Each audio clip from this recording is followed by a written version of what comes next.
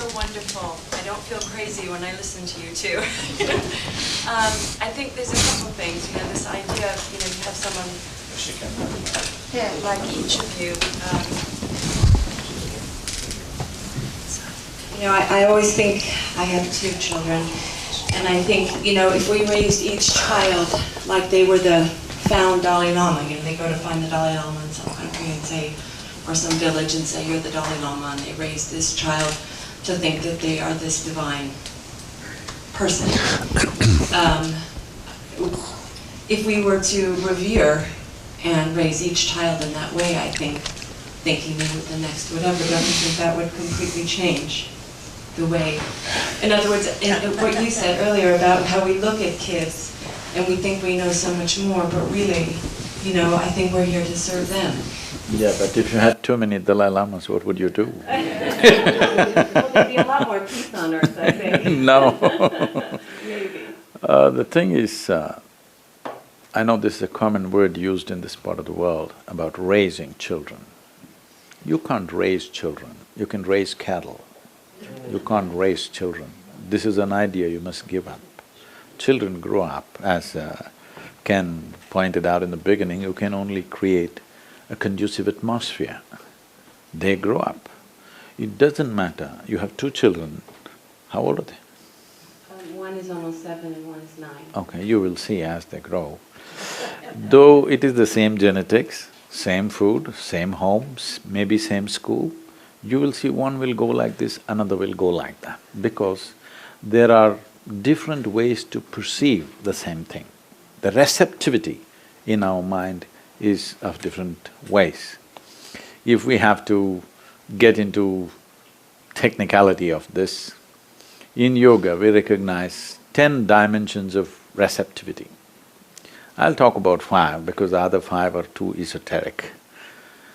These 5 are referred to as centers of sleep, centers of memory, centers of imagination, centers of right perception, centers of perversion.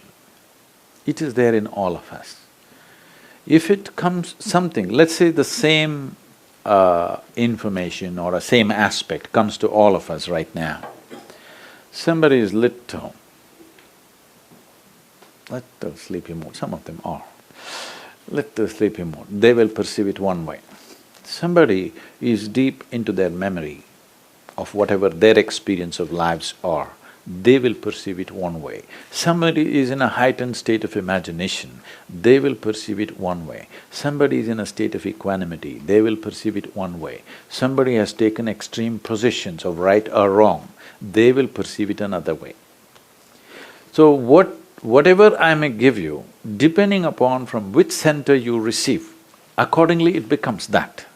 So you may have 2 children, same home, everything same, all input same, but one will go like this, one will go like that, because every moment how they're receiving what is coming their way.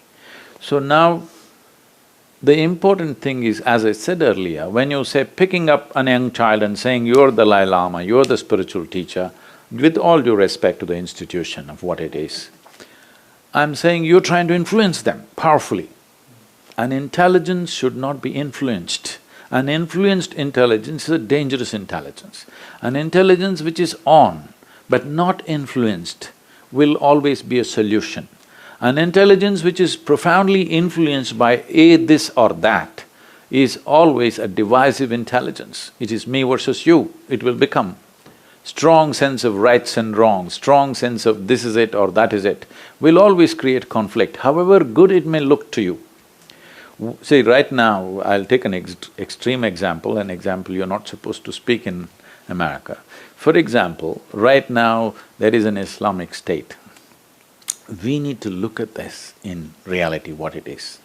There is somebody out there who believes in something which is more precious to them than their life.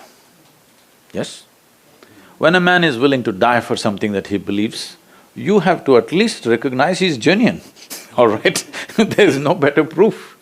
But the result of that, what horrendous things happen is another thing, okay? The consequence of that firm belief is another thing. But you have to appreciate this man believes that there is something that he believes in which is far more precious than his own life. When I say life, I want you to look at this, whether it's an ant or an elephant, whatever life you take, every life holds its own life of highest importance. You try to catch a little ant does not think, oh, I'm just a little ant, let me die. He does everything possible to live. This is the nature of life, that is so for a human being also. This life is precious for this life, but I'm willing to throw this away for something that I believe in. I'm saying the belief is genuine, okay, but the result is horrendous. So if you strongly influence your children, whatever you think is right, don't think the result will be good. I'm not of this generation, and I really appreciate what you're talking about. Something visually apparent you don't have to announce.